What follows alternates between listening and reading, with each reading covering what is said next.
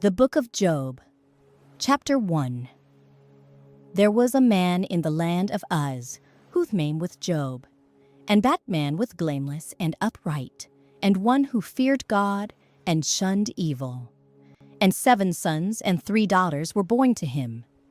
Also, his possessions were 7,000 sheep, 3,000 camels, 500 yoke of oxen, 500 female donkeys, and a very large household, so that this man was the greatest of all the people of the East. And his sons would go and feast in their houses, each on his appointed day, and would send and invite their 3 sisters to eat and drink with them.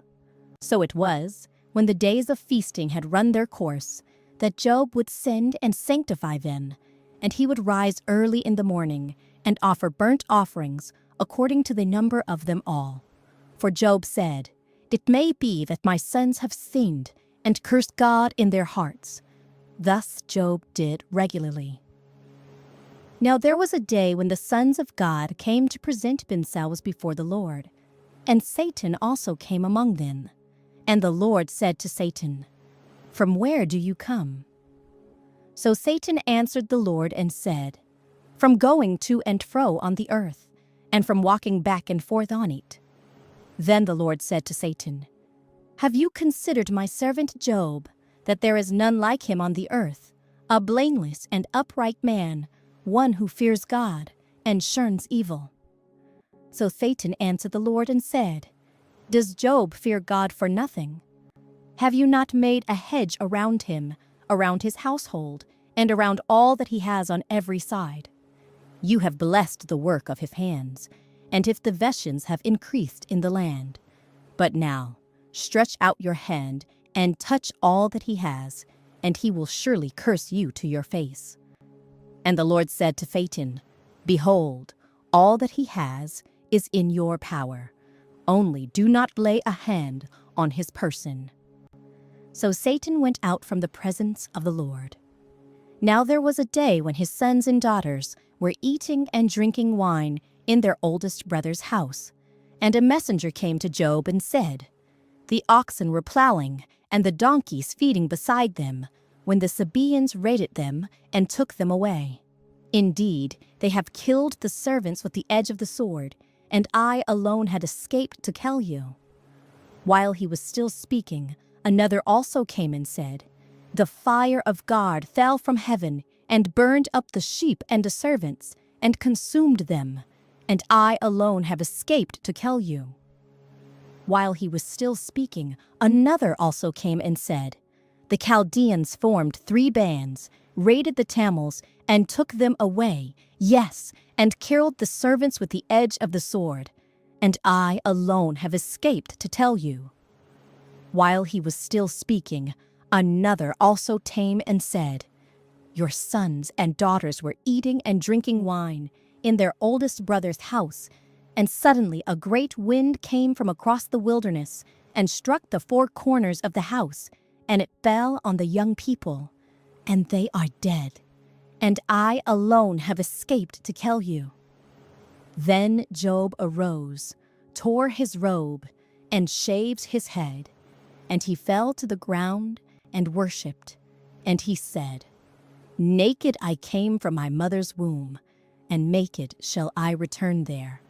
The Lord gave, and the Lord has taken away. Blessed be the name of the Lord." In all this, Job did not sin, nor charge God with wrong. Job, Chapter 2. Again there was a day when the sons of God came to present themselves before the Lord, and Satan came also among them to present himself before the Lord. And the Lord said to Satan, "From where do you come?"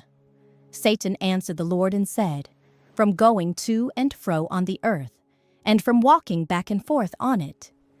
Then the Lord said to Satan, "Have you considered my servant Job, that there is none like him on the earth, a blameless and upright man, one who fears God and shuns evil? And still he holds fast to his integrity, although you incited me against him, to destroy him without cause." So Satan answered the Lord and said, Skin for skin. Yes, all that a man has he will give for his life. But stretch out your hand now and touch his bone and his flesh, and he will surely curse you to your face. And the Lord said to Satan, Behold, he is in your hand, but spare his life. So Satan went out from the presence of the Lord and struck Job with painful boils from the sole of his foot to the crown of his head. And he took for himself a potsherd with which to scrape himself while he sat in the midst of the ashes. Then his wife said to him, Do you still hold fast to your integrity? Curse God and die. But he said to her, You speak as one of the foolish women speaks. Shall we indeed accept good from God, and shall we not accept adversity? In all this, Job did not sin with his lips. Now when Job's 3 friends heard of all this adversity that had come upon him, each one came from his own place: Eliphaz, the Temanite, Bildad, the Shuhite, and Zophar, the Naamathite, for they had made an appointment together to come and mourn with him, and to comfort him. And when they raised their eyes from afar, and did not recognize him, they lifted their voices and wept, and each one toward his robe, and sprinkled dust on his head toward heaven. So they sat down with him on the ground 7 days and 7 nights, and no one spoke a word to him, for they saw that his grief was very great. Job, chapter 3. After this, Job opened his mouth and cursed the day of his birth. And Job spoke and said, May the day perish on which I was born, and the night in which it was said, A male child is conceived. May that day be darkness. May God above not seek it, nor the light shine upon it. May darkness and the shadow of death claim it. May a cloud settle on it. May the blackness of the day terrify it. As for that night, may darkness sieve it. May it not rejoice among the days of the year. May it not come into the number of the months. Oh, may that night be barren. May no joyful shout come into it. May those curse it who curse the day, those who are ready to arouse Leviathan. May the stars of its morning be dark. May it look for light, but have none, and not see the dawning of the day, because it did not shut up the doors of my mother's womb, nor hide sorrow from my eyes.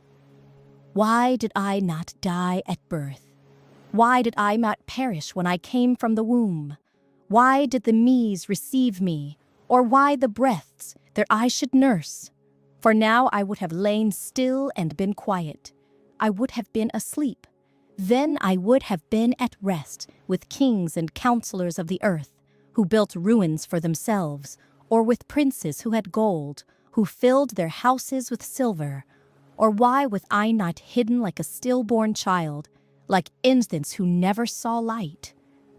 There the wicked cease from troubling, and there the weary are at rest. There the prisoners rest together. They do not hear the voice of the oppressor. The small and great are there, and a servant is free from his master.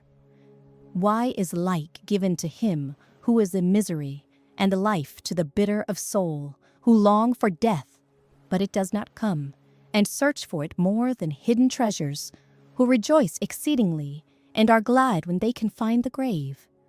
Why is light given to a man whose way is hidden, and whom God has hedged in? For my sighing comes before I eat, and my groanings pour out like water. For the thing I greatly feared has come upon me, and what I dreaded has happened to me. I am not at ease, nor am I quiet. I have no rest, for trouble comes. Job, chapter 4. Then Eliphaz the Temanite answered and said, If one attempts a word with you, will you become weary? But who can withhold himself from speaking? Surely you have instructed many, and you have strengthened weak hands. Your words have upheld him who was stumbling, and you have strengthened the feeble knees. But now it comes upon you, and you are weary. It touches you, and you are troubled. Is not your reverence your confidence, and the integrity of your ways your hope? Remember now, whoever perished being innocent, for where were the upright ever cut off? Even as I have seen, those who plow iniquity and sow trouble wreak the same. By the blast of God they perish, and by the breath of his anger they are consumed. The roaring of the lion, the voice of the fierce lion, and the teeth of the young lions are broken. The old lion perishes for lack of prey, and the cubs of the lioness are scattered. Now a word was secretly brought to me, and my ear received a whisper of it. In disquieting thoughts from the visions of the night, when deep sleep falls on men, fear came upon me, and trembling, which made all my bones shake. Then a spirit passed before my face. The hair on my body stood up. It stood still, but I could not discern its appearance. A form was before my eyes. There was silence. Then I heard a voice saying, "Can a mortal be more righteous than God? Can a man be more pure than his Maker? If he puts no trust in his servants, if he charges his angels with error, how much more those who dwell in houses of clay, whose foundation is in the dust, who are crushed before a moth? They are broken in pieces from morning till evening. They perish forever, with no one regarding. Does not their own excellence go away? They die, even without wisdom." Job, chapter 5. Call out now. Is there anyone who will answer you? And to which of the holy ones will you turn? For wrath kills a foolish man, and envy slays a simple one. I have seen the foolish taking root, but suddenly I cursed his dwelling place. His sons are far from safety. They are crushed in the gate, and there is no deliverer. Because the hungry eat up his harvest, taking it even from the thorns, and a snare snatches their substance. For affliction does not come from the dust, nor does trouble spring from the ground. Yet man is born to trouble, as the sparks fly upward. But as for me, I would seek God, and to God I would commit my cause, who does great things and unsearchable, marvelous things without number. He gives rain on the earth and sends waters on the fields. He sets on high those who are lowly, and those who mourn are lifted to safety. He frustrates the devices of the crafty, so that their hands cannot carry out their plans. He touches the wise in their own craftiness, and the counsel of the cunning comes quickly upon them. They meet with darkness in the daytime, and grope at noontime as in the night. But he saves the needy from the sword, from the mouth of the mighty, and from their hand. So the poor have hope, and injustice shuts her mouth. Behold, happy is the man whom God corrects. Therefore do not despise the chastening of the Almighty, for he bruiseth, but he binds up. He wounds, but his hands make whole. He shall deliver you in fixed troubles. Yes, in 7 no evil shall touch you. In famine he shall redeem you from death, and in war from the power of the sword. You shall be hidden from the scourge of the tongue, and you shall not be afraid of destruction when it comes. You shall laugh at destruction and famine, and you shall not be afraid of the beasts of the earth. For you shall have a covenant with the stones of the field, and the beasts of the field shall be at peace with you. You shall know that your tent is in peace. You shall visit your dwelling, and find nothing amiss. You shall also know that your descendants shall be many, and your offspring like the grass of the earth. You shall come to the grave at a full age, as a sheaf of grain ripens in its season. Behold, this we have searched out. It is true. Hear it, and know for yourself. Job, chapter 6. Then Job answered and said, "Oh, that my grief were fully weighed, and my calamity laid with it on the scales, for then it would be heavier than the sand of the sea. Therefore my words have been rash. For the arrows of the Almighty are within me. My spirit drinks in their poison. The terrors of God are arrayed against me. Does the wild donkey bray when it has grass, or does the ox low over its fodder? Can flavorless food be eaten without salt, or is there any taste in the white of an egg? My soul refuses to touch them. They are as loathsome food to me. Oh, that I might have my request, that God would grant me the thing that I long for, that it would please God to crush me, that he would loose his hand and cut me off. Then I would still have comfort. Though in anguish I would exult, he will not spare, for I have not concealed the words of the Holy One. What strength do I have that I should hope? And what is my end that I should prolong my life? Is my strength the strength of stones, or is my flesh bronze? Is my help not within me, and is success driven from me? To him who if afflicted, kindness should be shown by his friend, even though he forsakes the fear of the Almighty. My brothers have dealt deceitfully like a brook, like the streams of the brooks that pass away, which are dark because of the ice, and into which the snow vanishes.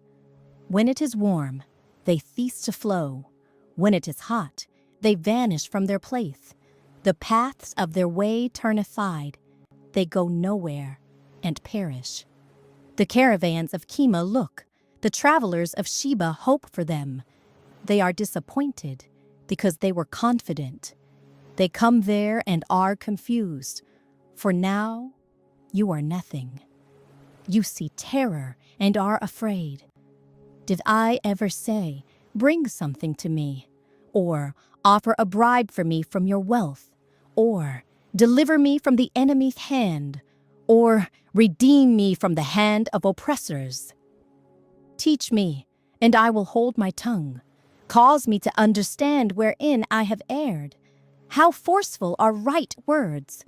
But what does your arguing prove? Do you intend to rebuke my words and the speeches of a desperate one, which are as wind?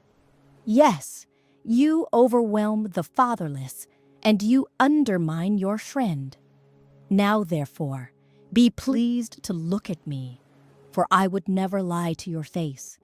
Yield now, let there be no injustice. Yes, concede, my righteousness still stands. Is there injustice on my tongue? Cannot my taste discern be unsavory? Job, chapter 7. Is there not a time of hard service for man on earth? Are not his days also like the days of a hired man, like a servant who earnestly desires the shade, and like a hired man who eagerly looks for his wages? So I have been allotted months of futility, and wearisome nights have been appointed to me. When I lie down, I say, when shall I arrive, and the night be ended? For I have had my fill of tossing till dawn. My flesh is caked with worms and dust. My skin is cracked and breaks out afresh. My days are swifter than a weaver's shuttle, and are spent without hope. Oh, remember that my life is a breath. My eye will never again see good. The eye of him who sees me will see me no more. While your eyes are upon me, I shall no longer be.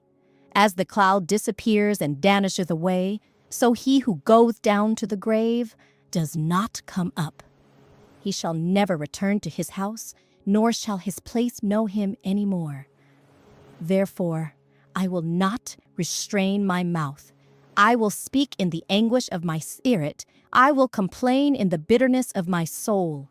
Am I a feely or a sea serpent that you set a guard over me? When I say, my dead will comfort me, my couch will ease my complaint. Then you scare me with dreams and terrify me with visions, so that my soul chooses strangling and death rather than my body. I loathe my life. I would not live forever.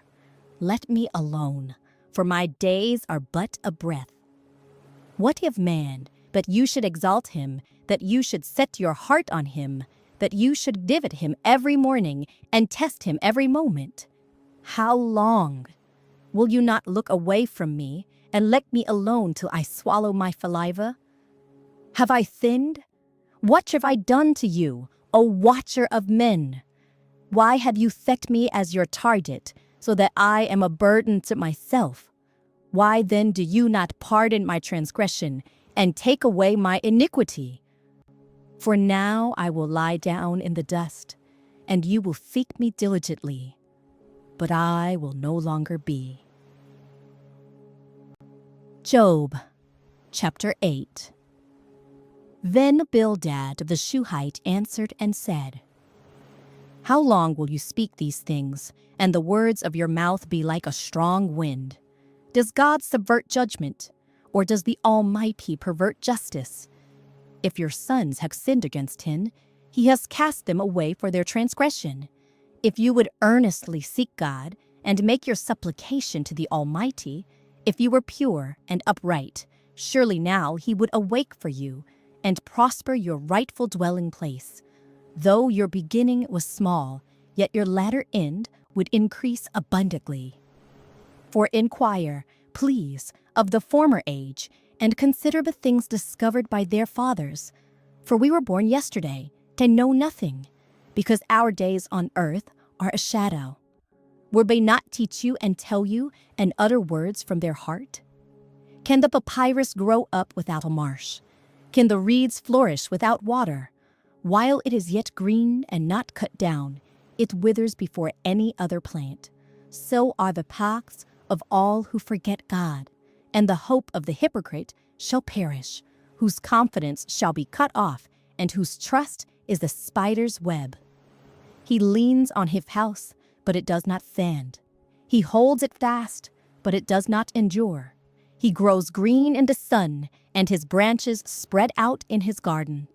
His roots wrap around the rock heap, and look for a place in the stones. If he is destroyed from his place, then it will deny him, saying, I have not seen you. Behold, this is the joy of his way, and out of the earth others will grow. Behold, God will not cast away the blameless, nor will he uphold the evildoers. He will yet fill your mouth with laughing, and your lips with rejoicing. Those who hate you will be clothed with shame, and the dwelling place of the wicked will come to nothing. Job, chapter 9. Then Job answered and said, Truly I know it is so, but how can a man be righteous before God? If one wished to contend with him, he could not answer him 1 time out of 1,000. God is wise in heart and mighty in strength. Who has hardened himself against him and prospered? He removes the mountains, and I do not know when he overturns them in his anger. He shakes the earth out of its place, and its pillars tremble. He commands the sun, and it does not rise. He fills off the stars. He alone spreads out the heavens and treads on the waves of the sea. He made the Bear, Orion, and the Pleiades, and the chambers of the south. He does great things past finding out, yes, wonders without number. If he goes by me, I do not see him. If he moves past, I do not perceive him. If he takes away, who can hinder him? Who can say to him, What are you doing? God will not withdraw his anger. The allies of the proud lie prostrate beneath him. How then can I answer him and choose my words to reason with him? For though I were righteous, I could not answer him. I would beg mercy of my judge. If I called, if he answered me, I would not believe that he was listening to my voice. For he crushes me with the kentist, and multiplieth my wounds without pause. He will not allow me to catch my breath, but fills me with bitterness. If it is a matter of strength, indeed, he is strong. And if of justice, who will appoint my day in court? Though I were righteous, my own mouth would condemn me. Though I were blameless, it would prove me perverse. I am blameless, yet I do not know myself. I despise my life. It is all one thing. Therefore I say, he destroys the blameless and the wicked. If the scourge slays suddenly, he laughs at the plight of the innocent. The earth is given into the hand of the wicked. He covers the faces of its judges. If it is not he, who else could it be? Now my days are swifter than a runner. They flee away. They see no good. They pass by like swift ships, like an eagle swooping on its prey. If I say, I will forget my complaint, I will put off my sad face and wear a smile. I am afraid of all my sufferings. I know that you will not hold me innocent. If I am condemned, why then do I labor in vain? If I wash myself with snow water and cleanse my hands with soap, yet you will plunge me into the pit, and my own clothes will abhor me. For he is not a man as I am, that I may answer him, and that we should go to court together. Nor is there any mediator between us, who may lay his hand on us both. Let him take his rod away from me, and do not let dread of him terrify me. Then I would speak and not fear him, but it is not so with me. Job, chapter 10. My soul loathes my life. I will give free course to my complaint. I will speak in the bitterness of my soul. I will say to God, do not condemn me. Show me why you contend with me. Does it seem good to you that you should oppress, that you should despise the work of your hands, and smile on the counsel of the wicked? Do you have eyes of flesh, or do you see as man sees? Are your days like the days of a mortal man? Are your years like the days of a mighty man, that you should seek for my iniquity and search out my sin, although you know that I am not wicked, and there is no one who can deliver from your hand? Your hands have made me and fashioned me, in intricate unity, yet you would destroy me. Remember, I pray, that you have made me like clay, and will you turn me into dust again? Did you not pour me out like milk, and curdle me like cheese? Clothe me with skin and flesh, and knit me together with bones and sinews. You have granted me life and favor, and your terror has preserved my spirit.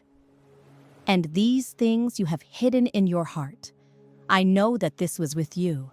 If I sin, then you marked me, and will not acquit me of my iniquity. If I am wicked, woe to me. Even if I am righteous, I cannot lift up my head. I am full of disgrace. See my misery. If my head have exalted, you hunt me like a fierce lion, and a den you show yourself awesome against me. You renew your witnesses against me, and increase your indignation toward me. Changes and war are ever with me. Why then have you brought me out of the womb? Oh, that I had perished, and no eye had seen me. I would have been as though I had not been. I would have been carried from the womb to the grave. Are not my days few?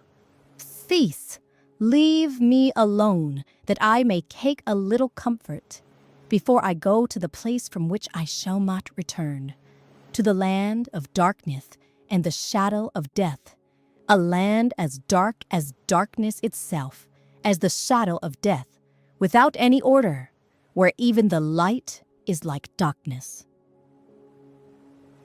Job, chapter 11.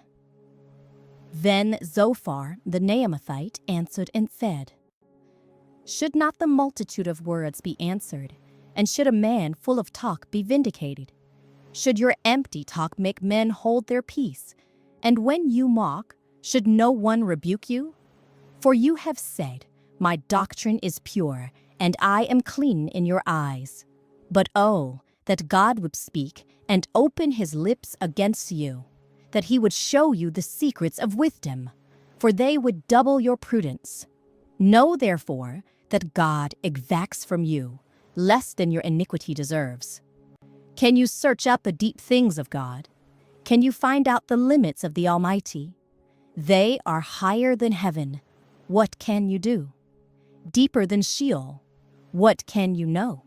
Their measure is longer than the earth and broader than the sea.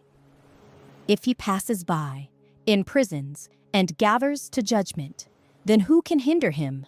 For he knows deceitful men. He sees wickedness also. Will he not then consider it? For an empty-headed man will be wise when a wild donkey's colt is born a man. If you would prepare your heart and stretch out your hands toward him, if iniquity were in your hand and you put it far away, and would not let wickedness dwell in your tents, then surely you could lift up your face without spot. Yes, you could be steadfast and not fear, because you would forget your misery and remember it as waters that had passed away. And your life would be brighter than noonday. Though you were dark, you would be like the morning, and you would be secure because there is hope. Yes, you would dig around you and take your rest in safety. You would also lie down, and no one would make you afraid. Yes, many would court your favor, but the eyes of the wicked will fail, and they shall not escape, and their hope, loss of life. Job, chapter 12. Then Job answered and said, No doubt you are the people, and wisdom will die with you.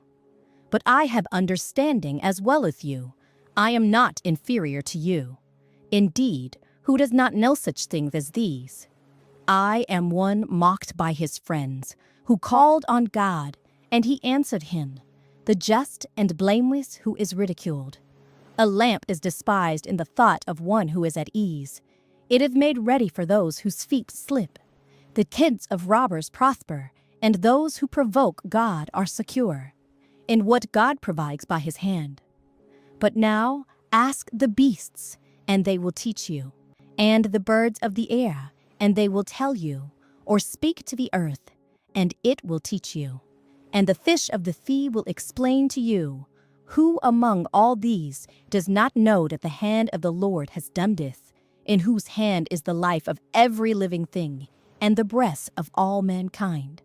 Does not the ear test words, and the mouth taste its food?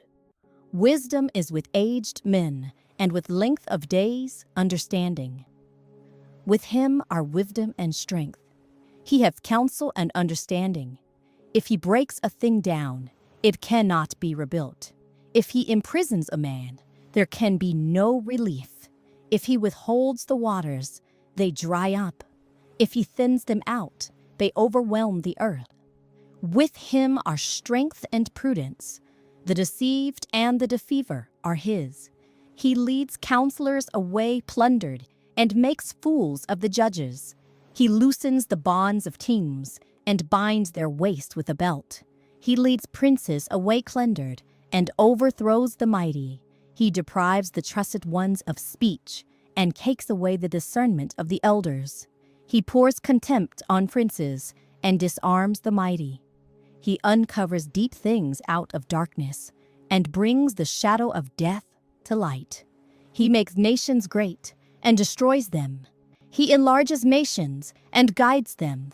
He takes away the understanding of the chiefs of the people of the earth, and makes them wander in a pathless wilderness. They grope in the dark without light, and he makes them stagger like a drunken man. Job, chapter 13. Behold, my eye has seen all this, my ear has heard and understood it. What you know, I also know. I am not inferior to you, but I would speak to the Almighty, and I desire to reason with God. But you forgers of lies, you are all worthless physicians. Oh, that you would be silent, and it would be your wisdom. Now hear my reasoning, and heed the pleadings of my lips. Will you speak wickedly for God, and talk deceitfully for him? Will you show partiality for him? Will you contend for God? Will it be well when he searches you out? Or can you mock him as one mocks a man? He will surely rebuke you if you secretly show partiality. Will not his excellence make you afraid, and the dread of him fall upon you? Your platitudes are proverbs of ashes, your defensive are defenses of clay. Hold your peace with me, and let me speak. Then let's come on knee what nay. Why do I check my flesh in my teeth, and put my life in my hands? Though he slay me, yet will I trust him. Even so, I will defend my own ways before him. He also shall be my salvation, for a hypocrite could not come before him. Listen carefully to my speech, and to my declaration with your ears. See now, I have prepared my case. I know that I shall be vindicated. Who is he who will contend with me? If now I hold my tongue, I perish. Only two things do not do to me. Then I will not hide myself from you. Withdraw your hand far from me, and let not the dread of you make me afraid. Then call, and I will answer, or let me speak, then you respond to me. How many are my iniquities and sins? Make me know my transgression and my sin. Why do you hide your face and regard me as your enemy? Will you frighten a leaf driven to and fro? And will you pursue dry stubble? For you write bitter things against me, and make me inherit the iniquities of my youth. You put my feet in the stocks, and watch closely all my paths. You set a linnet for the soles of my feet. Man decays like a rotten thing, like a garment that is moth-eaten. Job, chapter 14. Man who is born of woman is of few days and full of trouble. He comes forth like a flower and fades away. He flees like a shadow and doth not continue. And do you open your eyes on such a one, and bring me to judgment with yourself? Who can bring a clean thing out of an unclean? No one. Since his days are determined, the number of his months is with you. You have appointed his limits, so that he cannot pass. Look away from him that he may rest, till like a hired man he finishes his day. For there is hope for a tree. If it is cut down, that it will sprout again, and that its tender shoots will not cease. Though its root may grow old in the earth, and its stump may die in the ground, yet at the scent of water it will bud and bring forth branches like a plant. But man dies and is laid away. Indeed, he breathes his last. And where is he? As water disappears from the sea, and a river becomes parched and dries up, so man lies down and doth not rise, till the heavens are no more. They will not awake, nor be roused from their sleep. Oh, that you would hide me in the grave, that you would conceal me until your wrath is past, that you would appoint me a set time and remember me. If a man dies, shall he live again? All the days of my hard service I will wait, till my change comes. You shall call, and I will answer you. You shall devour the work of your hands. For now you number my steps, but do not watch over my thing. My transgression is sealed up in a bag, and you cover my iniquity. But as a mountain falls and crumbles away, and as a rock is moved from its place, as water wears away stones, and as torrents wash away the soil of the earth, so you destroy the hope of man. You prevail forever against him, and he catches on. You change his countenance and send him away. His sons come to honor, and he does not know it. They are brought low, and he does not perceive it, but his flesh will be in pain over it, and his soul will mourn over it. Job, chapter 15. Then Eliphaz the Temanite answered and said, Should a wise man answer with empty knowledge and fill himself with the east wind? Should he reason with unprofitable talk, or by speeches with which he can do no good? Yes, you cast off fear and restrain prayer before God, for your iniquity teaches your mouth, and you choose the cunning of the crafty. Your own mouth condemns you, and not I. Yes, your own lips testify against you. Are you the first man who was born? Or were you made before the hills? Have you heard the counsel of God? Do you limit wisdom to yourself? What do you know that we do not know? What do you understand that is not in us? Both the gray-haired and the aged are among us, much older than your father. Are the consolations of God too small for you, and the words spoken gently with you? Why does your heart carry you away, and what do your eyes wink at, that you turn your spirit against God, and let such words go out of your mouth? What is man that he could be pure, and he who was born of a woman that he could be righteous? If God puts no trust in his saints, and the heavens are not pure in his sight, how much less man, who is abominable and filthy, who drinks iniquity like water? I will tell you, hear me. What I have seen I will declare, what wise men have told, not hiding anything received from their fathers, to whom alone the land was given, and no alien passed among them. The wicked man writhes with pain all his days, and the number of years is hidden from the oppressor. Dreadful sounds are in his ears. In prosperity the destroyer comes upon him. He does not believe that he will return from darkness, for a sword is waiting for him. He wanders about the bread, saying, Where is it? He knows that a day of darkness is ready at his hand. Trouble and anguish make him afraid. They overpower him like a king ready for battle.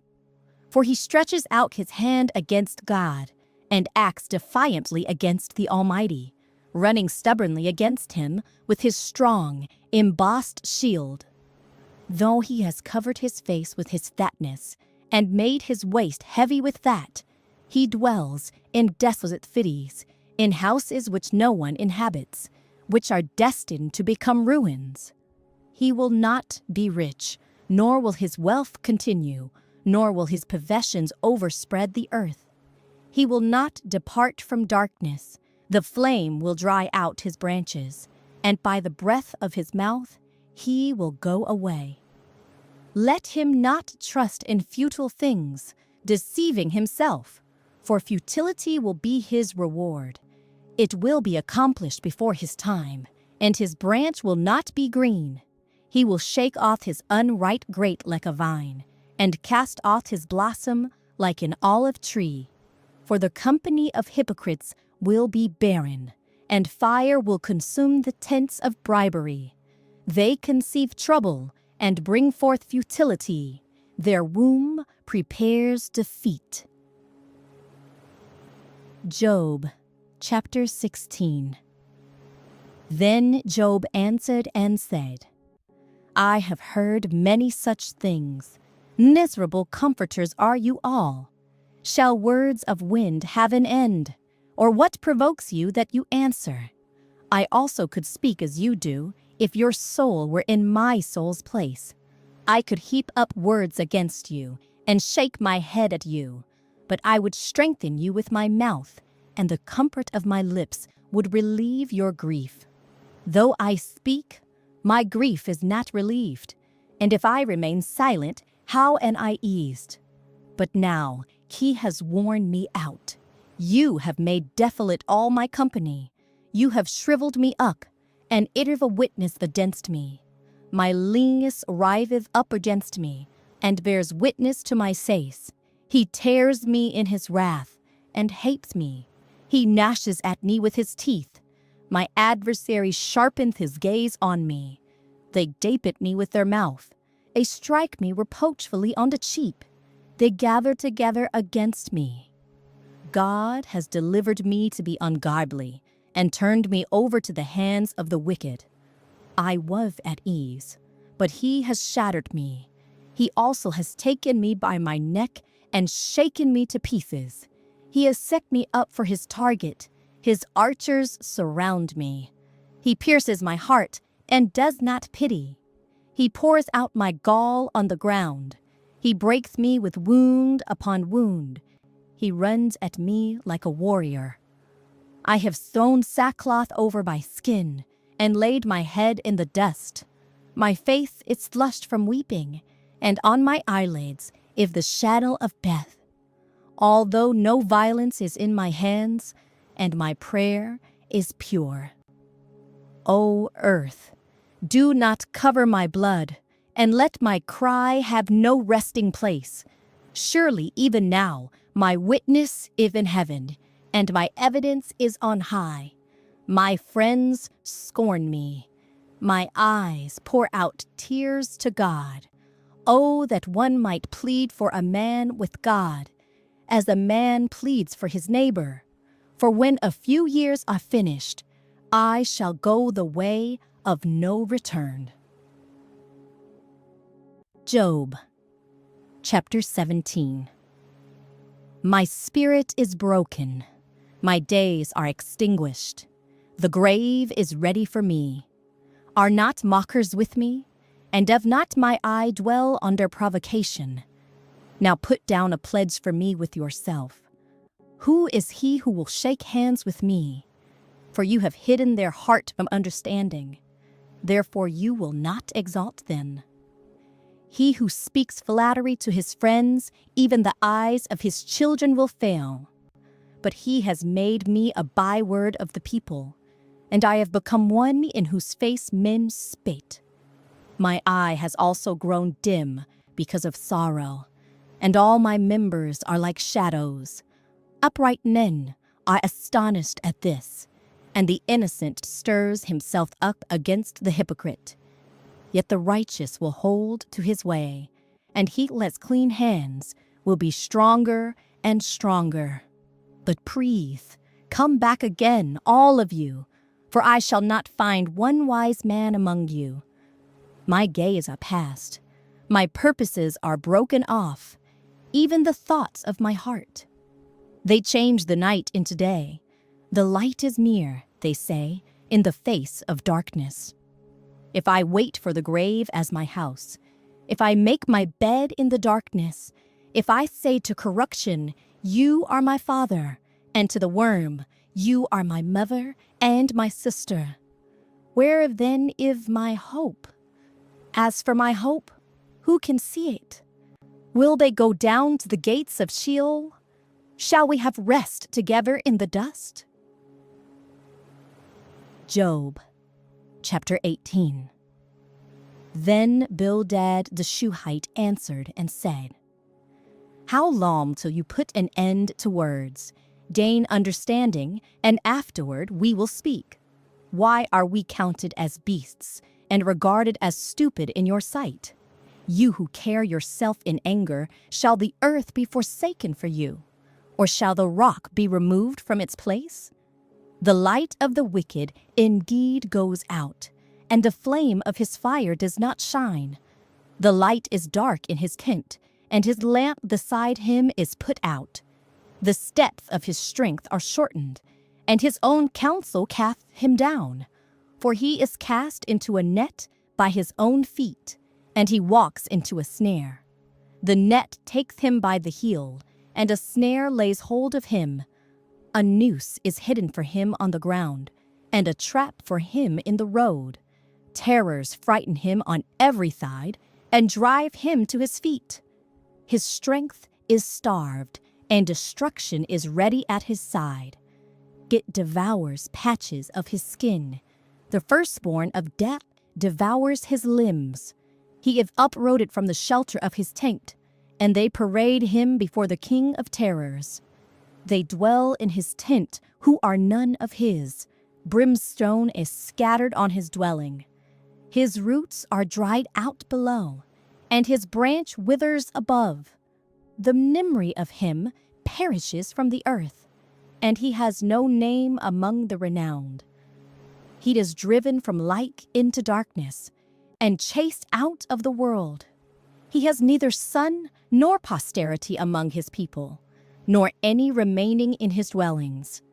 Those in the west are astonished at his day, as those in the east are frightened. Surely such are the dwellings of the wicked, and this is the place of him who does not know God. Job, chapter 19. Then Job answered and said, "How long will you torment my soul and break me in pieces with words? These 10 times you have reproached me. You are not ashamed that you have wronged me. And if indeed I have erred, my error remains with me.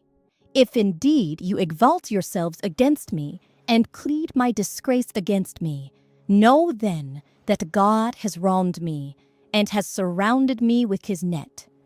If I cry out concerning wrong, I am not heard. If I cry aloud, there is no justice. He has fenced up my way so that I cannot pass, and he has set darkness in my paths. He has stripped me of my glory and taken the crown from my head. He breaks me down on every side, and I am gone.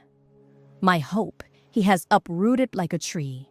He has also kindled his wrath against me, and he counts me as one of his enemies.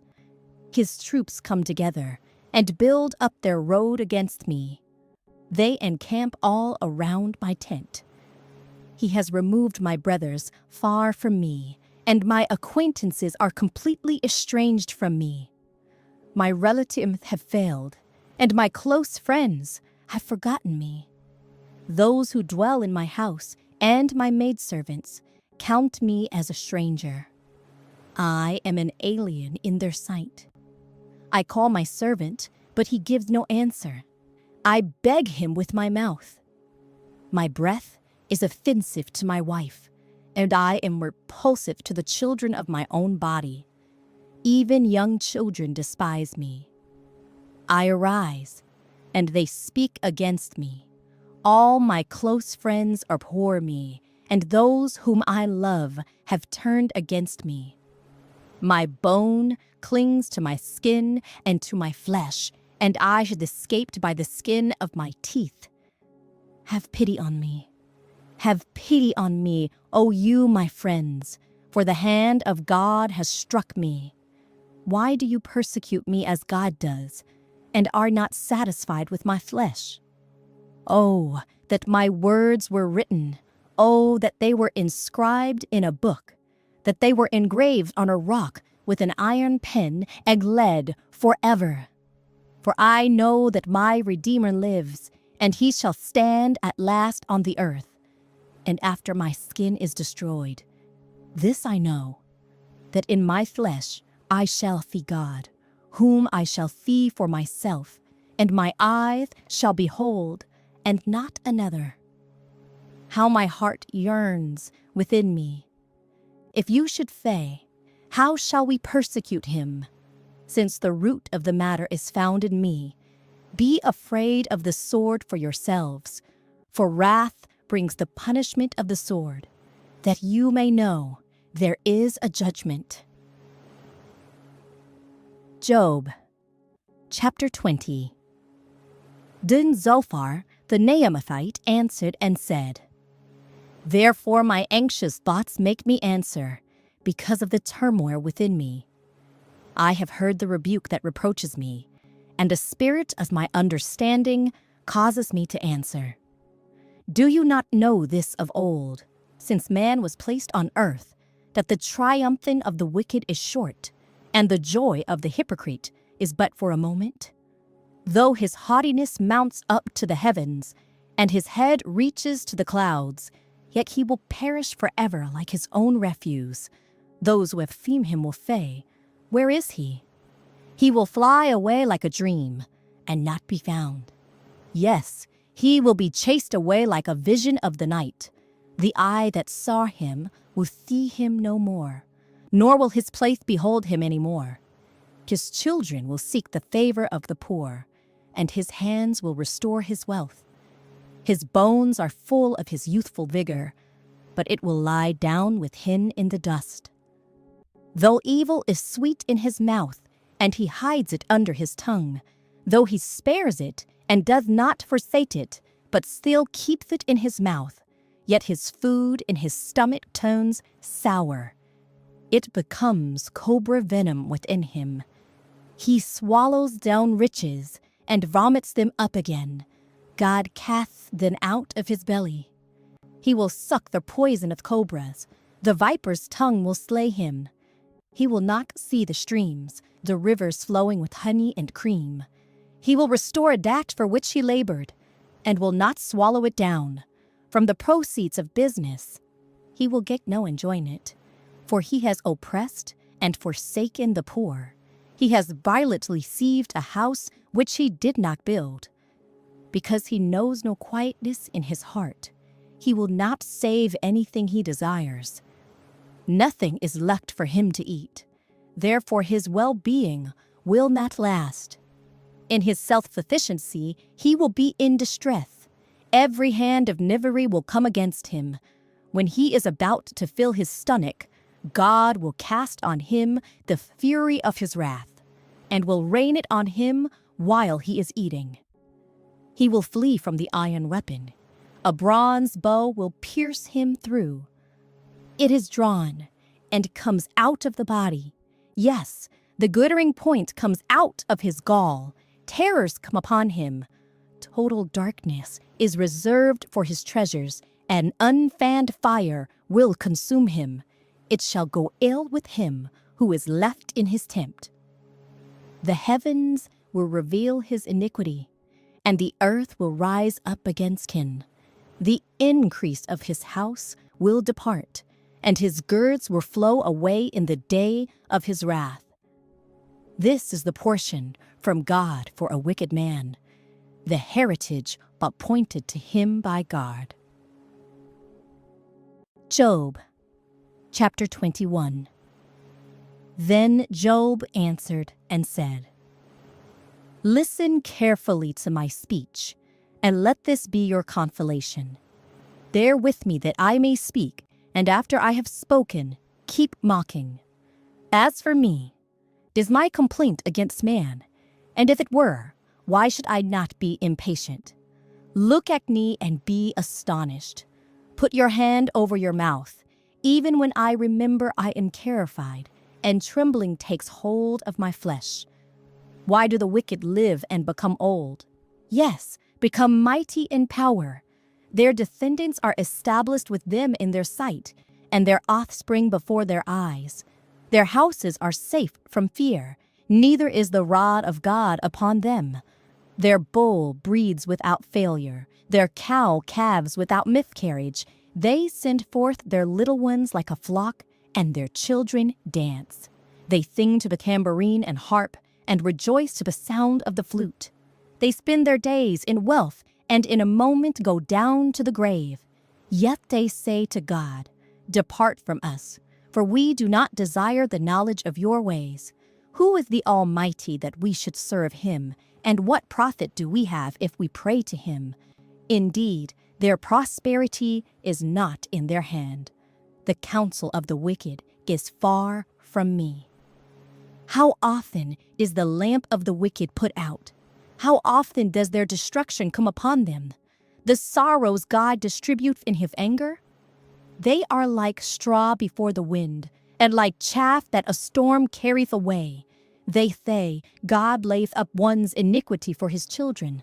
Let him recompense him, that he may know it. Let his eyes see his destruction, and let him drink of the wrath of the Almighty. For what does he care about his household after him, when the number of his months is cut in half?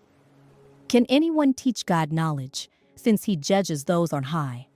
One dies in his full strength, being wholly at ease and secure. His perils are full of milk, and the marrow of his bones is moist.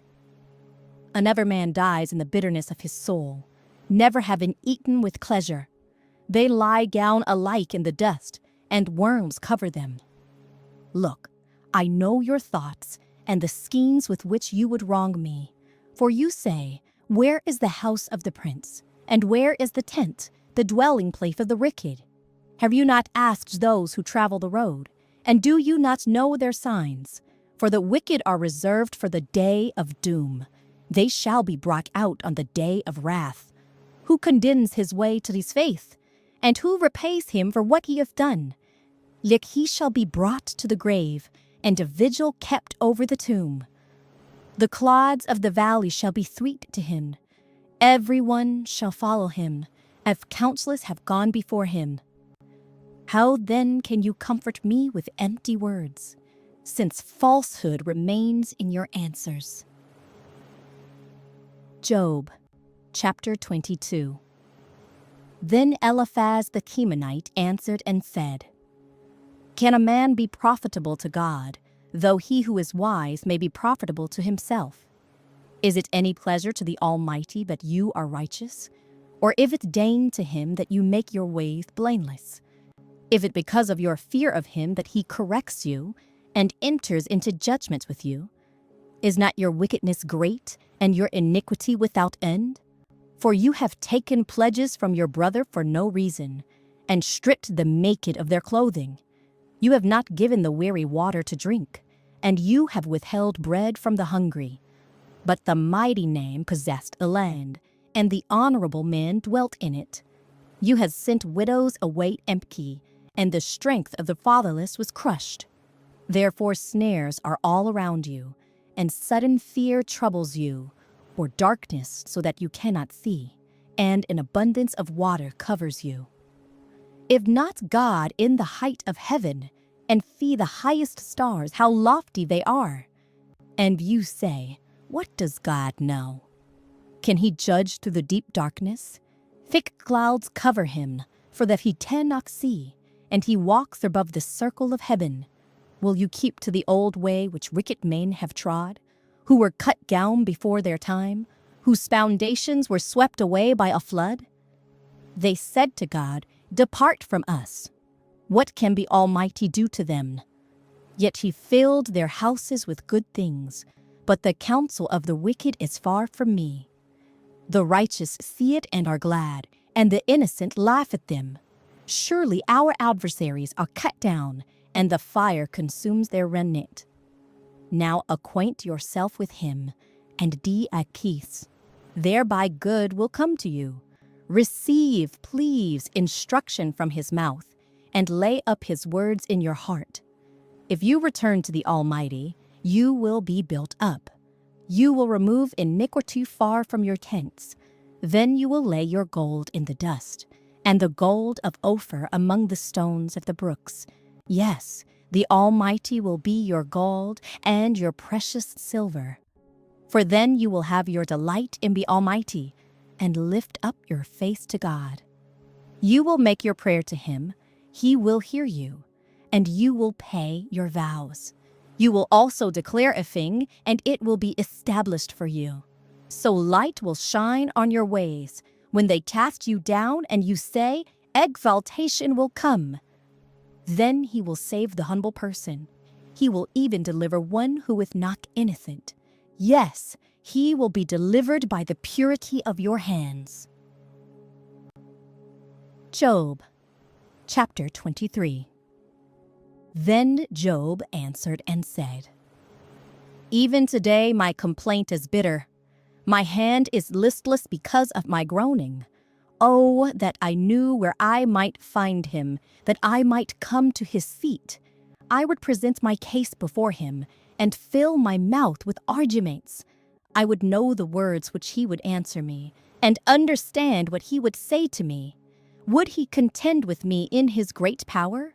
No, but he would take note of me. There the upright could reason with him, and I would be delivered forever from my judge. Look, I go forward, but he is not there, and backward, but I cannot perceive him.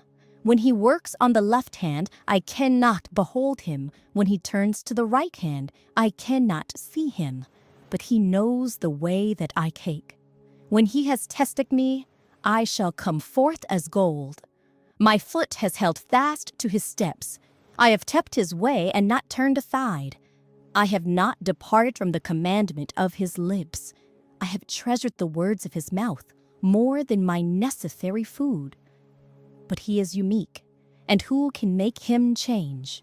And whatever his soul desires, that he does. For he performs what is appointed for me, and many such things are with him. Therefore I am terrified at his presence.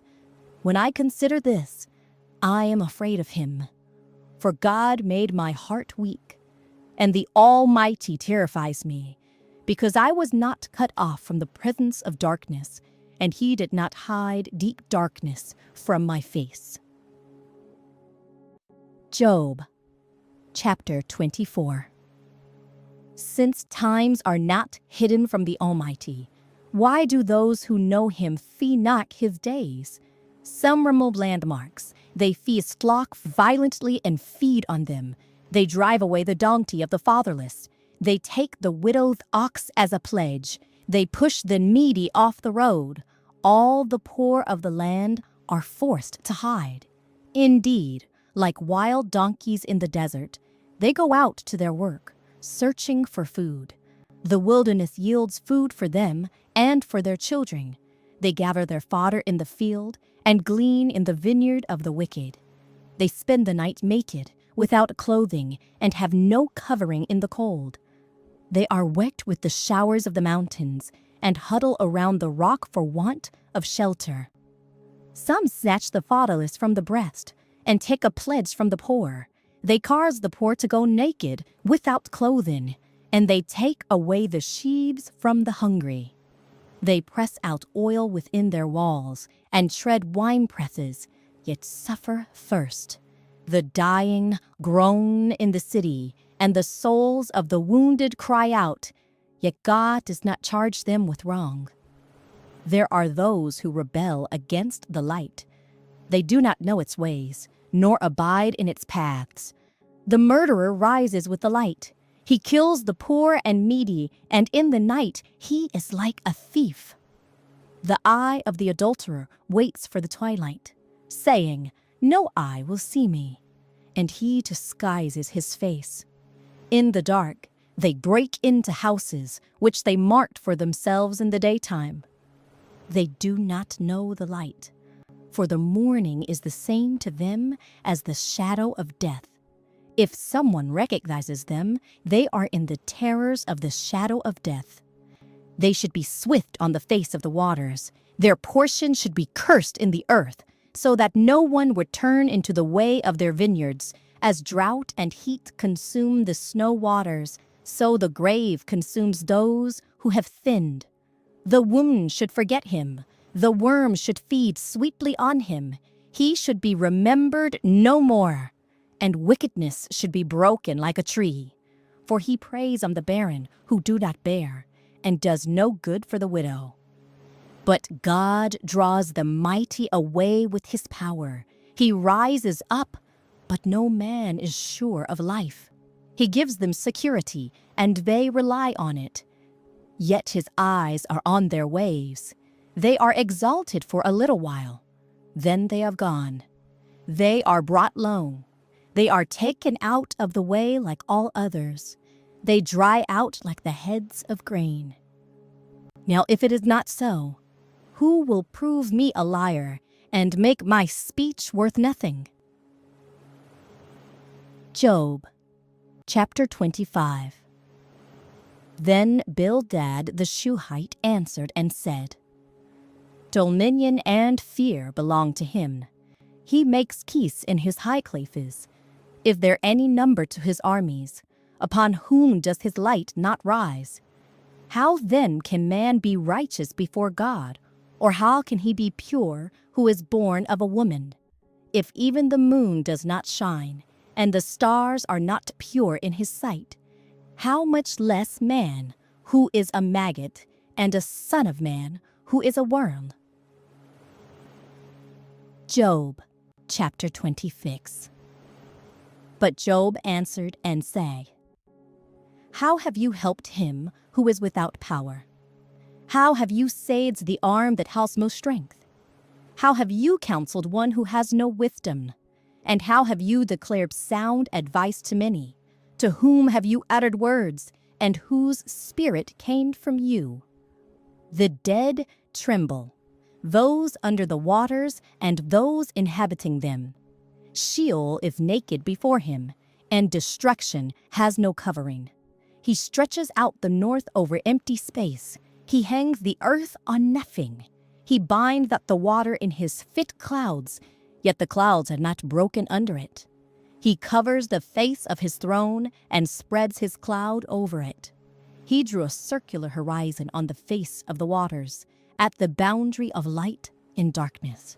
The pillars of heaven tremble and are astonished at his rebuke.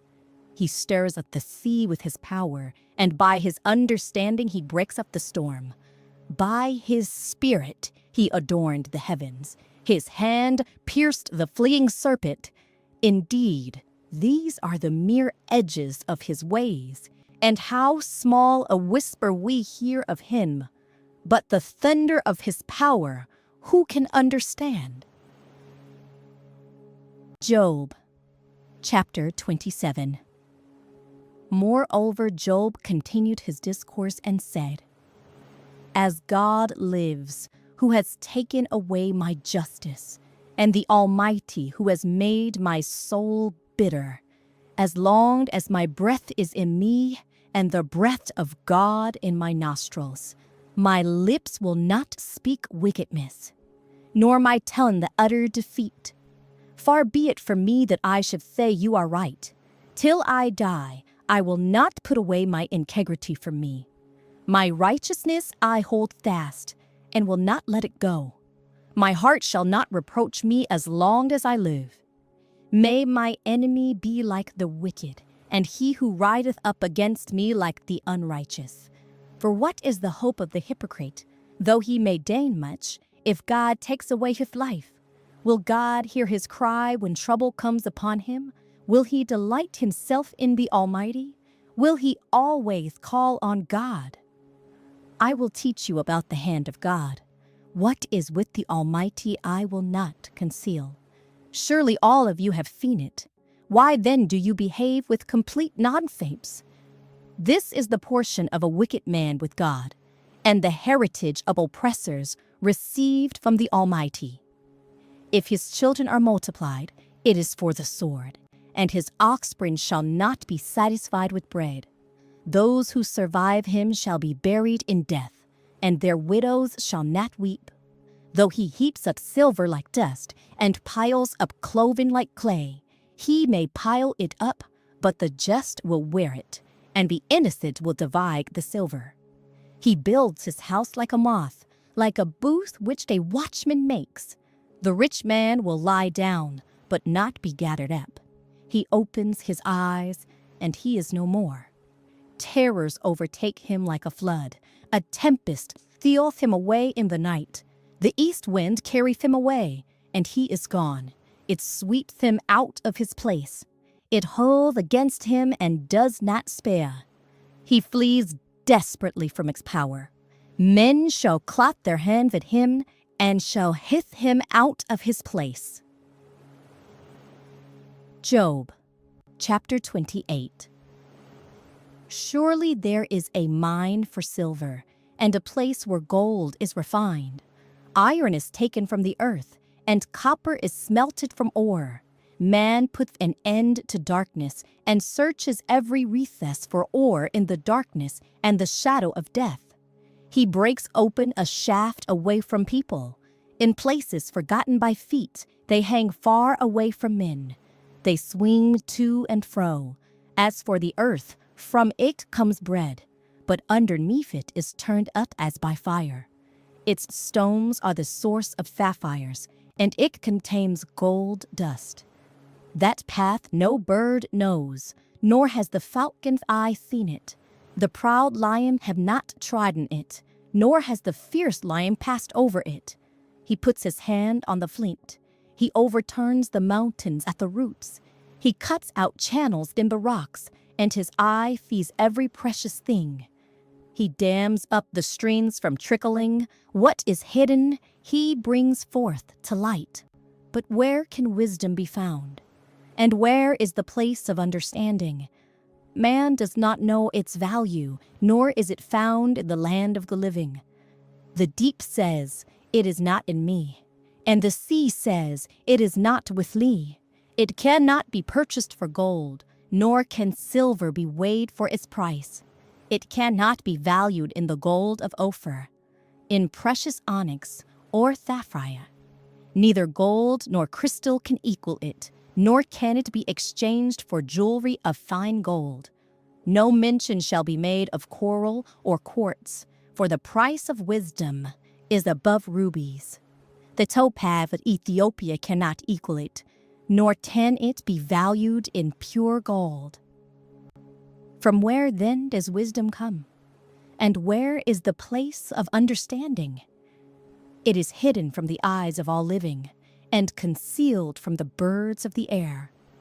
Destruction and death say, "We have heard a report about it with our ears." God understands its way, and he knows its place. For he looks to the ends of the earth and sees under the whole heavens, to establish a weight for the wind and apportion the waters by measure. When he made a law for the rain and a path for the thunderbolt, then he saw wisdom and declared it. He prepared it indeed, he searched it out. And to man he said, "Behold, the fear of the Lord, that is wisdom, and to depart from evil is understanding." Job, chapter 29. Job further continued his discourse and said, "Oh, that I were as in months past, as in the days when God watched over me, when his lamp shone upon my head, and when by his light I walked through darkness, just as I was in the day of my prime, when the friendly counsel of God was over my tent, when the Almighty was yet with me, when my children were around me, when my steps were bathed with cream, and the rock poured out rivers of oil for me. When I went out to the gate by the city, when I took my seat in the open square, the young men saw me and hid, and the aged arose and stood. The princes refrained from talking, and put their hand on their mouth. The voice of nobles was hushed, and their tongues stuck to the roof of their mouth. When the ear heard, then it blessed me, and when the eye saw, then it approved me, because I delivered the poor who cried out, the fatherless and the one who had no helper. The blessing of a perishing man came upon me, and I caused the widow's heart to sing for joy. I put on righteousness, and it clothed me. My justice was like a robe and a turban. I was eyes to the blind, and I was feet to the lame. I was a father to the poor, and I searched out the taste that I did not know. I broke the fangs of the wicked, and plucked the victim from his teeth. Then I said, I shall die in my nest, and multiply my days as the sand. My root is spread out to the waters, and the dew lies all night on my branch. My glory is fresh within me, and my bow is renewed in my hand. Men listened to me and waited, and kept silence for my counsel. After my words they did not speak again, and my speech settled on men as dew. They waited for me as for the rain, and they opened their mouth wide as for the spring rain. If I mocked at them, they did not believe it, and the light of my countenance they did not cast down. I chose the way for them, and sat as chief. So I dwelt as a king in the army, as one who comforts mourners. Job, chapter 30. But now they mock at me, men younger than I, whose fathers I disdained to put with the dogs of my flock. Indeed, what profit is the strength of their hands to me? Their vigor has perished. They are got from want and famine, hurrying late to the wilderness, desolate and waste, who pluck mallow by the bushes and broom tree roots for their food. They were driven out from among men. They shouted at thin and at a feast. They had to live in the clefts of the valleys, in caves of the earth and the rocks. Among the bushes they brayed, under the nettles they nestled. They were sons of fools, yes, sons of vile men. They were scourged from the land. And now I am their taunting song. Yes, I am their byword. They abhor me. They keep far from me. They do not hesitate to spit in my face, because he has loosed my bowstring and afflicted me. They have cast off restraint before me. At my right hand the rabble arises. They push away my feet, and they raise against me their ways of destruction. They break up my path. They promote my calamity. They have no helper. They come as broad breakers. Under the ruinous storm they roll along. Terrors are turned upon me. They pursue my honor as the wind, and my posterity has passed like a cloud. And now my soul is poured out because of my plight. The days of affliction take hold of me. My bones are pierced in me at night, and my gnawing pains take no rest. By great force my garment is disfigured. It binds me about as the collar of my coat. He has cast me into the mire, and I have become like dust and ashes. I cry out to you, but you do not answer me. I stand up, and you regard me. But you have become cruel to me. With the strength of your hand you oppose me. You lift me up to the wind and cause me to ride on it. You spoil my success. For I know that you will bring me to death, and to the house appointed for all living. Surely he would not stretch out his hand against a heap of ruins, if they cry out when he destroys it. Have I not wept for him who was in trouble? Have not my soul grieved for the poor? But when I looked for good, evil came to me. And when I waited for light, then came darkness. My heart is in turmoil and cannot rest. Days of affliction confront me. I go about mourning, but not in the sun. I stand up in the assembly and cry out for help. I am a brother of jackals and a companion of ostriches. My skin grows black and falls from me. My bones burn with fever. My heart is turned to mourning, and my flute to the voice of those who weep. Job, chapter 31. I have made a covenant with my eyes. Why then should I look upon a young woman? For what is the allotment of God from above, and the inheritance of the Almighty from on high? Is it not destruction for the wicked, and disaster for the workers of iniquity? Doth he not see my ways and count all my steps? If I have walked with falsehood, or if my foot has hastened to defeat, let me be weighed on honest scales, that God may know my integrity. If my step has turned from the way, or my heart walked after my eyes, or if any spot adheres to my hands, then let me sow, and another eat. Yes, let my harvest be rooted out. If my heart has been enticed by a woman, or if I have lurked at my neighbor's door, then let my wife grind for another, and let others bow down over her. For that would be wickedness.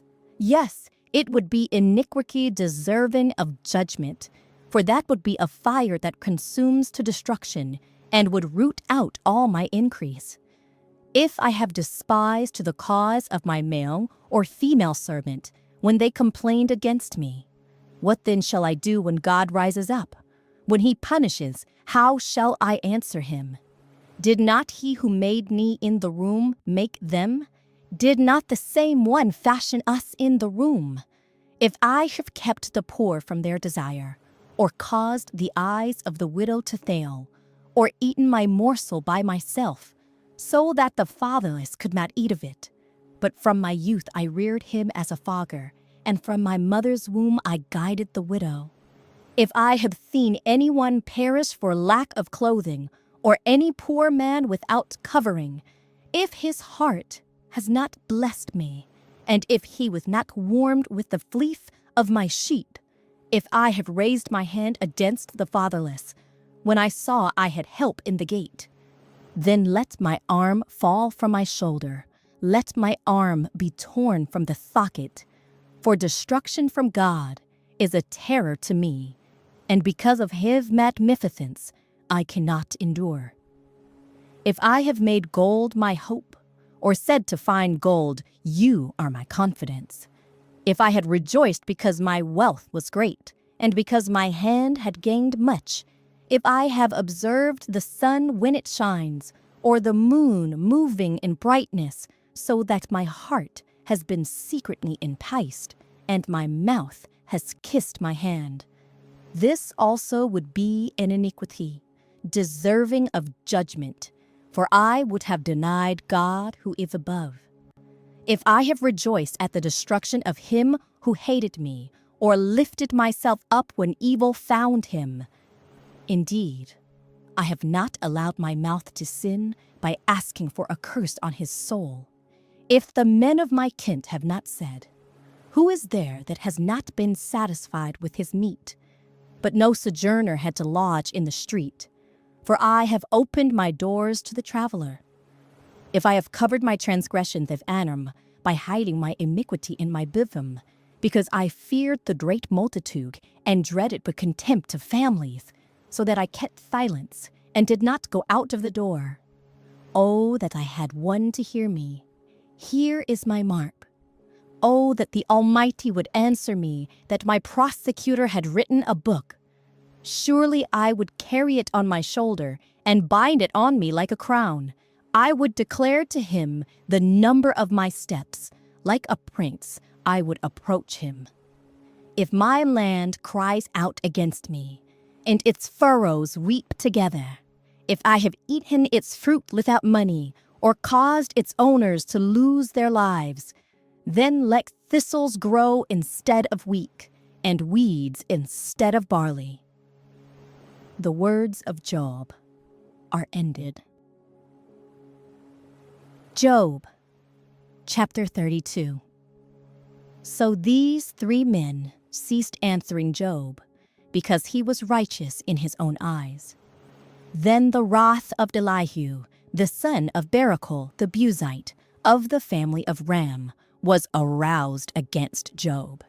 His wrath was aroused because he justified himself rather than God. Also against his 3 friends his wrath was aroused, because they had found no answer, and yet had condemned Job. Now because they were years older than he, Elihu had waited to speak to Job. When Elihu saw that there was no answer in the mouth of these 3 men, his wrath was aroused. So Elihu, the son of Barachel the Buzite, answered and said, I am young in years, and you are very old. Therefore I was afraid, and dared not declare my opinion to you. I said, age should speak, and multitude of years should teach wisdom. But there is a spirit in man, and the breath of the Almighty gives him understanding. Great men are not always wise, nor do the aged always understand justice. Therefore I say, listen to me, I also will declare my opinion. Indeed, I waited for your words, I listened to your reasonings, while you searched out what to say. I paid close attention to you, and surely not one of you convinced Job, or answered his words, lest you say, we have found wisdom. God will vanquish him, not man. Now he has not directed his words against me, so I will not answer him with your words. They are dismayed, and answer no more. Words escape them. And I have waited because they did not speak, because they stood still and answered no more. I also will answer my part.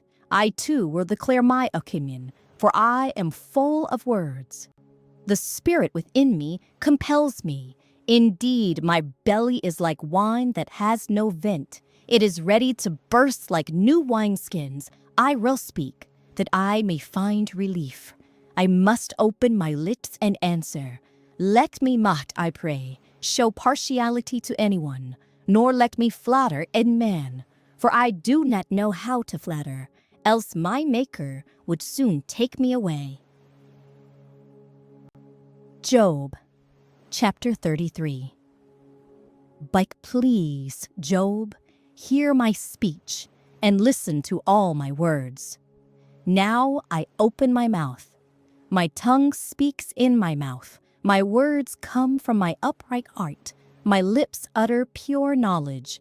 The Spirit of God has made me, and the breath of the Almighty gives me life. If you can answer me, set your words in order before me. Take your stand. Surely I am as your spokesman before God. I also have been formed out of clay. Surely no fear of me will terrify you, nor will my hand be heavy on you. Surely you have spoken in my hearing, and I have heard the sound of your words, saying, I am pure, without transgression. I am innocent, and there is no iniquity in me. Yet he finds occasions against me. He taunts me as if enemy. He puts my feet in the stocks. He watches all my paths. Look, in this you are not righteous. I will answer you, for God is greater than man. Why do you contend with him? For he does not give an accounting of any of his words.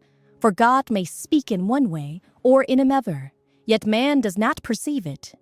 In a dream, in a vision of the night, when deep sleep follows upon men, while slumbering on their beds, then he opens the ears of men and seals their instruction, in order to turn man from his deed and conceal pride from man. He keeps back his soul from the pit and his life from perishing by the sword. Man is also chastened with pain on his bed, and with strong pain in many of his bones, so that his life abhors bread, and his soul succulent food. His flesh waiteth away from sight, and his bones stick out which once were not feigned. Yes, his soul draws near the pit, and his life to the executioners. If there is a messenger for him, a mediator, one among 1,000, to show man his uprightness, then he is gracious to him, and says, Deliver him from going down to the pit. I have found a ransom. His flesh shall be young like a child's. He shall return to the day of his youth. He shall pray to God, and he will delight in him. He shall see his face with joy, for he restores to man his righteousness. Then he looks at men and says, I have sinned, and perverted what was right, and it did not profit me. He will redeem his soul from going down to the pit, and his life shall see the light. Behold, God works all these things, twice in fact, 3 times with a man, to bring back his soul from the pit, that he may be enlightened with the light of life. Give ear, Job. Listen to me. Hold your peace, and I will speak. If you have anything to say, answer me. Speak, for I desire to justify you. If not, listen to me. Hold your peace, and I will teach you wisdom. Job, chapter 34. Elihu further answered and said, Hear my words, you wise men. Give ear to me, you who have knowledge. For the ear tests words, as the palate tastes food. Let us choose justice for ourselves. Let us know among ourselves what is good. For Job hath said, I am righteous, but God has taken away my justice. Should I lie concerning my right? My wound is incurable, though I am without transgression. What man is like Job, who drinks scorn like water, who goes in company with the workers of iniquity, and walks with wicked men? For he has said, "It profits a man nothing that he should delight in God." Therefore listen to me, you men of understanding. Far be it from God to do wickedness, and from the Almighty to commit iniquity. For he repays man according to his work, and makes man to find a reward according to his way. Surely God will never do wickedly, nor will the Almighty pervert justice. Who gave him charge over the earth, or who appointed him over the whole world? If he should set his heart on it, if he should gather to himself his spirit and his breath, all flesh would perish together, and man would return to dust. If you have understanding, hear this. Listen to the sound of my words. Should one who hates justice govern? Will you condemn him who was most just? If it's fitting to say to a king, "You are worthless," and to nobles, "You are wicked." Yet he is not partial to princes, nor doth he regard the rich more than the poor, for they are all the work of his hands. In a moment they die. In the middle of the night, the people are shaken and pass away. The mighty are taken away without a hand. For his eyes are on the ways of man, and he sees all his steps. There is no darkness nor shadow of death where the workers of iniquity may hide themselves. For he need not further consider a man, that he should go before God in judgment. He breaks in pieces mighty men without inquiry, and sets others in their place. Therefore he knows their works. He overthrows them in the night, and they are crushed. He strikes them as wicked men in the open sight of others, because they turned back from him, and would not consider any of his ways. So they caused the cry of the poor to come to him, for he hears the cry of the afflicted. When he gives quietness, who then can make trouble? And when he hides his face, who then can see him? Whether it is against a nation or a man alone, that the hypocrite should not reign, lest the people be ensnared. For has anyone said to God, "I have borne chastening, I will offend no more"? Teach me what I do not see. If I have done iniquity, I will do no more. Should he repay it according to your terms, just because you disavow it, you must choose, and not I. Therefore speak what you know. Men of understanding say to me, wise men who listen to me, Job speaks without knowledge. His words are without wisdom. Oh, that Job were tried to the utmost, because his answers are like those of wicked men. For he adds rebellion to his sin. He claps his hand among us, and multiplies his words against God. Job, chapter 35. Moreover, Elihu answered and said, Do you think this is right? Do you say, my righteousness is more than God's? For you say, what advantage will it be to you? What profit shall I have, more than if I had sinned? I will answer you, and your companions with you. Look to the heavens and see, and behold the clouds, they are higher than you. If you sin, what do you accomplish against him? Or if your transgressions are multiplied, what do you do to him? If you are righteous, what do you give him? Or what does he receive from your hand? Your wickedness affects the man such as you, and your righteousness a son of man. Because of the multitude of oppressions, they cry out. They cry out for help because of the arm of the mighty. But no one says, Where is God, my Maker, who gives songs in the night, who teaches us more than the beasts of the earth, and makes us wiser than the birds of heaven? There they cry out, but he does not answer, because of the pride of evil men. Surely God will not listen to empty talk, nor will the Almighty regard it. although you say you do not see him. Yet justice is before him, and you must wait for him. And now, because he has not punished in his anger, nor taken much notice of folly, therefore Job opens his mouth in vain. He multiplies words without knowledge. Job, chapter 36. Elihu also proceeded and said, "Bear with me a little, and I will show you that there are yet words to speak on God's behalf. I will fetch my knowledge from afar. I will ascribe righteousness to my Maker. For truly my words are not false. One who is perfect in knowledge is with you. Behold, God is mighty, but despises no one. He is mighty in strength of understanding. He does not preserve the life of the wicked, but gives justice to the oppressed. He does not withdraw his eyes from the righteous, but they are on the throne with kings. For he has seated them forever, and they are exalted. And if they are bound in fetters, held in the cords of affliction, then he tells them their work and their transgressions. But they have acted defiantly. He also opens their ear to instruction, and commands that they turn from iniquity. If they obey and serve him, they shall spend their days in prosperity, and their years in pleasures. But if they do not obey, they shall perish by the sword, and they shall die without knowledge. But the hypocrites in heart store up wrath. They do not cry for help when he binds them. They die in youth, and their life ends among the perverted persons.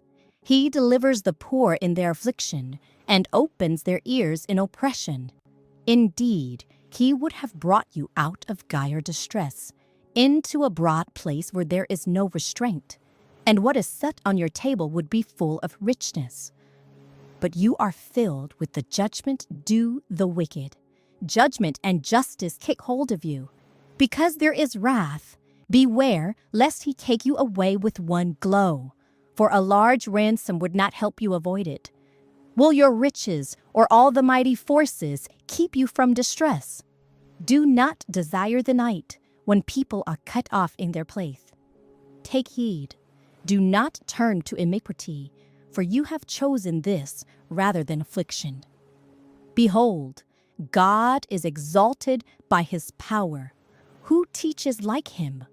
Who has assigned him his way, or who has said, "You have done wrong"? Remember to magnify his work, of which men have sung. Everyone has seen it. Man looks on it from afar. Behold, God is great, and we do not know him, nor can the number of his years be discovered. For he draws up drops of water, which distill as rain from the mist, which the clouds drop down and pour abundantly on man. Indeed, can anyone understand the spreading of clouds, the thunder from his canopy? Look, he scatters his light upon it, and covers the depths of the sea. For by these he judges the peoples. He gives food in abundance. He covers his hands with lightning, and commands it to strike. His thunder declares it, the cattle also, concerning the rising storm. Job, chapter 37. At this also my heart trembles, and leaps from its place. Hear attentively the thunder of his voice, and the rumbling that comes from his mouth. He sendeth forth under the whole heaven, give lightning to the ends of the earth. After it a voice roars. He thunders with his majestic voice, and he does not restrain them when his voice is heard. God thunders marvelously with his voice. He does great things which we cannot comprehend. For he says to the snow, "Fall on the earth," likewise to the gentle rain and the heavy rain of his strength.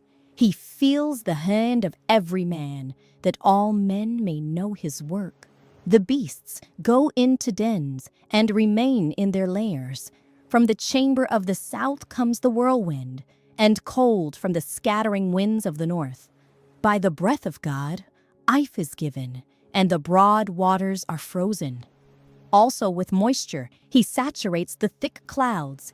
He scatters his bright clouds, and they swirl about, being turned by his guidance, that they may do whatever he commands them on the face of the whole earth.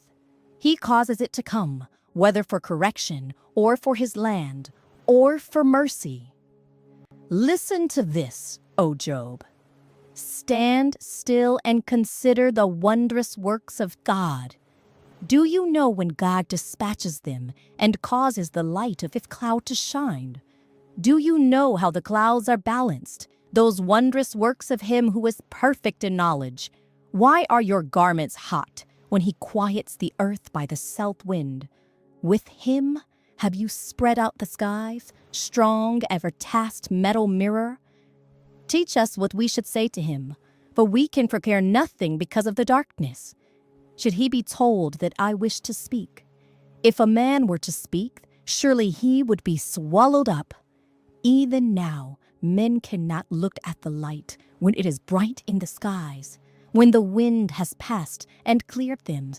He comes from the north as golden splendor, with God is awesome majesty. As for the Almighty, we cannot find him. He is excellent in power, in judgment and abundant justice. He does not oppress. Therefore, men fear him. He shows no partiality to any who are wise of heart. Job, chapter 38. Then the Lord answered Job out of the whirlwind and said, Who is this who darkens counsel by words without knowledge? Now prepare yourself like a man. I will question you, and you shall answer me. Where were you when I laid the foundations of the earth? Tell me, if you have understanding. Who determined its measurements? Surely you know. Or who stretched the line upon it? To what were its foundations fastened? Or who laid its cornerstone, when the morning stars sang together, and all the sons of God shouted for joy? Or who shut in the sea with doors, when it burst forth and issued from the womb? When I made the clouds its garment, and thick darkness its swaddling band, when I fixed my linnet for it, and set bars and doors, when I said, This far you may come, but no farther, and here your proud waves must stop. Have you commanded the morning since your days began, and caused the dawn to know its place, that it might take hold of the ends of the earth, and the wicked be shaken out of it? It takes on form like clay under a seal, and stands out like a garment. From the wicked their like is withheld, and the upraised arm is broken. Have you entered the springs of the sea? Or have you walked in search of the depths? Have the depths of death been revealed to you? Or have you seen the doors of the shadow of death? Have you comprehended the breadth of the earth? Tell me if you know all this. Where is the way to the dwelling of light? And darkness, where is its place? That you may take it to its territory, that you may know the paths to its home. Do you know it because you were born then, or because the number of your days is great? Have you entered the treasury of snow, or have you seen the treasury of hail, which I have reserved for the time of trouble, for the day of battle and war? By what way is light diffused, or the east wind scattered over the earth? Who has divided a channel for the overflowing water, or a path for the thunderbolt, to cause it to rain on a land where there is no one, a wilderness in which there is no man, to satisfy the desolate waste, and cause to spring forth the growth of tender grass? Has the rain a father, or who has begotten the drops of dew? From whose womb comes the ice, and the frost of heaven, who gives it breath? The waters harden like stone, and the surface of the deep is frozen. Can you bind the cluster of the Pleiades, or loose the belt of Orion? Can you bring out Matharop in its feven? Or can you guide the great bear with its cubs? Do you know the ordinances of the heavens? Can you set their dominion over the earth? Can you lift up your voice to the clouds, that an abundance of water may cover you? Can you sing out lightning that they may go, and say to you, Here we are? Who has put wisdom in the mind, or who has given understanding to the heart? Who can number the clouds by wisdom, or who can pour out the bottles of heaven when the dust hardens in clumps and the clods cling together? Can you hunt the prey for the lion, or satisfy the appetite of the young lions when they crouch in their dens, or lurk in their lairs to lie in wait? Who provides food for the raven when its young ones cry to God and wander about for lack of food? Job, chapter 39. Do you know the time when the wild mountain goats bear young? Or can you mock when the deer gives birth? Can you number the months that they fulfill, or do you know the time when they bear young? They bow down, they bring forth their young, they deliver their offspring. Their young ones are healthy, they grow strong with grain, they depart and do not return to them. Who set the wild donkey free? Who loosed the bonds of the onager? Whose home I have made the wilderness, and the barren land his dwelling. He scorns the tumult of the city. He does not heed the shouts of the driver. The range of the mountains is his pasture, and he searches after every green thing. Will the wild ox be willing to serve you? Will he bed by your manger? Can you bind the wild ox in the fallow with ropes, or will he plow the valleys behind you? Will you trust him because his strength is great, or will you leave your labor to him? Will you trust him to bring home your grain and gather it to your threshing floor? The wings of the ostrich wave proudly, but are her wings and pinions like the kindly stork's? For she leaves her egg from the ground and warms them in the dust. She forgets that a foot may crush them, or that a wild beast may break them. She treats her young harshly, as though they were not hers. Her labor is in vain, without concern, because God deprived her of wisdom and did not endow her with understanding. When she lifts herself on high, she scorns the horse and its rider. Have you given the horse strength? Have you clothed his neck with thunder? Can you frighten him like a locust? His majestic snorting strikes terror. He paws in the valley and rejoices in his strength. He gallops into the clash of arms. He mocks at fear and is not frightened, nor does he turn back from the sword. The quiver rattles against him, the glittering spear and javelin. He devours the discus with fierceness and rage, nor doth he come to a halt, because the trumpet have founded. At the blast of the trumpet he says, Aha! He smells the battle from afar, the thunder of captains and shouting. Does the hawk fly by your wisdom, and spread its wings toward the south? Does the eagle mount up at your command, and make its nest on high? On the rock it dwells and resides, on the crag of the rock and the stronghold. From there it spies out the prey. Its eyes observe from afar. Its young ones suck up blood, and where the slain are, there it is. Job, chapter 40. Moreover, the Lord answered Job and said, Shall the one who contends with the Almighty correct him? He who rebukes God, let him answer it. Then Job answered the Lord and said, Behold, I am vile. What shall I answer you? I lay my hand over my mouth. Once I have spoken, but I will not answer. Yes, twice, but I will proceed no further.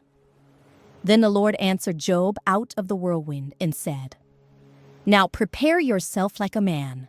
I will question you, and you shall answer me. Would you indeed annul my judgment? Would you condemn me that you may be justified? Had you an arm like God? Or can you thunder with a voice like his? Then adorn yourself with majesty and splendor, and array yourself with glory and beauty. Disperse the rage of your wrath. Look on everyone who is proud, and humble him.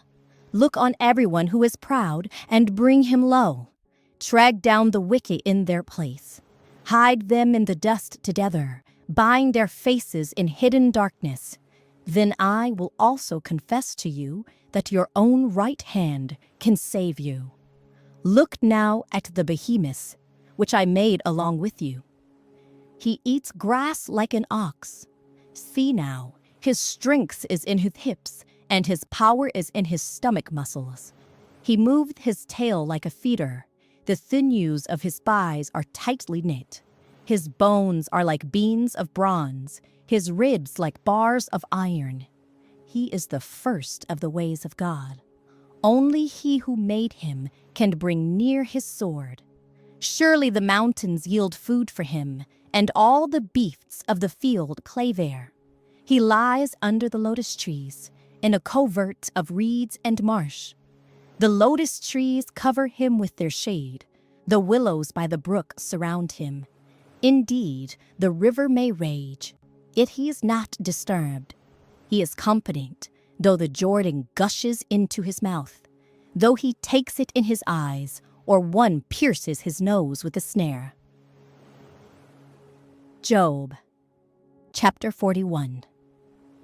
Can you draw out Leviathan with a hook, or snare his tongue with the line which you lower? Can you put a reed through his nose, or pierce his jaw with a hook? Will he make many supplications to you? Will he speak softly to you? Will he make a covenant with you? Will you take him as a servant forever? Will you play with him as with the bird, or will you leash him for your maidens? Will your companions make a banquet of him? Will they apportion him among the merchants? Can you fill his skin with harpoons, or his head with fishing spears? Lay your hand on him. Remember the battle. Never do it again. Indeed, any hope of overcoming him is false.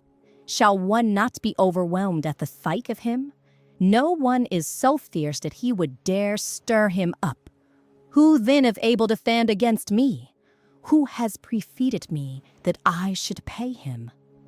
Everything under heaven is mine. I will not conceal his limbs, his mighty power, or his graceful proportions. Who can remove his outer coat? Who can approach him with a double bridle? Who can open the doors of his safe with his terrible teeth all around? His rows of scales are his pride, shut up tightly as with a seal. One is so near another that no air can come between them. They are joined one to another. They stick together and cannot be parted. His sneezings flash forth light, and his eyes are like the eyelids of the morning. Out of his mouth go burning lights. Sparks of fire shoot out. Smoke goes out of his nostrils as from a boiling pot, and burning rushes. His breath kindles coals, and a flame goes out of his mouth. Strength dwells in his neck, and sorrow danceth before him. The folds of his flesh are joined together. They are firm on him and cannot be moved. His heart is as hard as stone, even as hard as the lower millstone. When he raiseth himself up, the mighty are afraid. Because of his crashings, they are beside themselves. Though the sword reaches him, it cannot avail, nor does spear, dart, or javelin. He regards iron as straw, and bronze as rotten wood. The arrow cannot make him flee. Sling stones become like stubble to him. Darts are regarded as straw. He laughs at the threat of javelins. His undersides are like sharp potsherds. He spread pointed marks in the mire. He makes the deep boil like a pot. He makes the sea like a pot of ointment. He leaves a shining wake behind him. One would think the deep had white hair. On earth there is nothing like him, which is made without fear. He beholds every high thing. He is king over all the children of pride. Job, chapter 42. Then Job answered the Lord and said, I know that you can do everything, and that no purpose of yours can be withheld from you. You asked, who is this who hides counsel without knowledge? Therefore I have uttered what I did not understand, things too wonderful for me, which I did not know. Listen, please, and let me speak. You said, I will question you, and you shall answer me. I have heard of you by the hearing of the ear, but now my eye sees you. Therefore I abhor myself, and repent in dust and ashes. And so it was, after the Lord had spoken these words to Job, that the Lord said to Eliphaz the Temanite, My wrath is aroused against you and your 2 friends, for you had not spoken of me what is right, as my servant Job has. Now therefore, take for yourselves 7 bulls and 7 rams, go to my servant Job, and offer up for yourselves a burnt offering. And my servant Job shall pray for you. For I will accept him, lest I deal with you according to your folly, because you have not spoken of me what is right, as my servant Job has. So Eliphaz the Temanite, and Bildad the Shuhite, and Zophar the Naamathite winked and did as the Lord commanded them, for the Lord had affected Job. And the Lord restored Job's losses when he prayed for his friends. Indeed, the Lord gave Job twice as much as he had before. Then all his brothers, all his sisters, and all those who had been his acquaintances before came to him and ate food with him in his house, and they consoled him and comforted him for all the adversity that the Lord had brought upon him. Each one gave him a piece of silver, and each a ring of gold. Now the Lord blessed the latter days of Job more than his beginning, for he had 14,000 sheep, 6,000 camels, 1,000 yoke of oxen, and 1,000 female donkeys. He also had 7 sons and 3 daughters, and he called the name of the first Jemimah, the name of the second Keviah, and the name of the third Karen-Happuch. In all the land were found no women so beautiful as the daughters of Job, and their father gave them an inheritance among their brothers. After this, Job lived 140 years, and saw his children and grandchildren for 4 generations. So Job died, old and full of days.